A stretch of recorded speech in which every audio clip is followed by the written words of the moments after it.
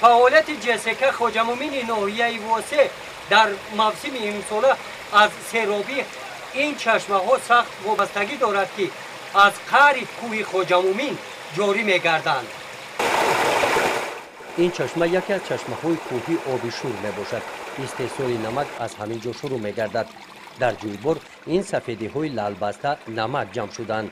از روی تحلیل متخصصان شورناکی آبی چشمه‌ها 27% را تشکیل داده است که مثلش در جهان نیست. کوره موسمی را سر کردیم، قریب که تمام کردیم هموار کردن پل‌ها را و با شروع میکنیم با بستن آب شور، آب جمع کنی.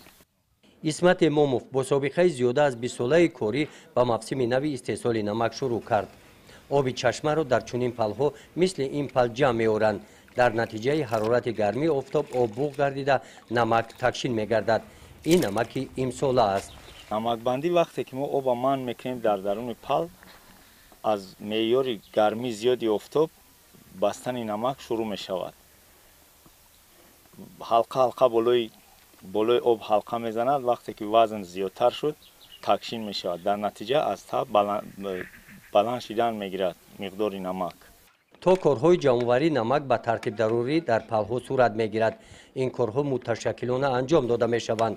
در این سمت همه کارگران سفربر کرده شدند. ماه اپریل در یک بسته کاری 12 نفر کارگران به کار جلب گردیدند. ماه ایون 24 نفر دیگر در 2 بریگاد علاوگی به کار سفربر می‌گردند. در 18 پل تا آخر موسم به جمع‌آوری نمک سفربر کرده می‌شوند. در کارخانه نمک باشد این شب و روز کارگران و متخصصان سرکار هستند. آنها با موسم نوی کارکرد نمک آماده شده دستگاه ها را تعمیر و نوسازی می نمایند. گزارش خواجه نظری، خود نظر ظهروف از ناحیه واسه برای برنامه اطلاعاتی نوید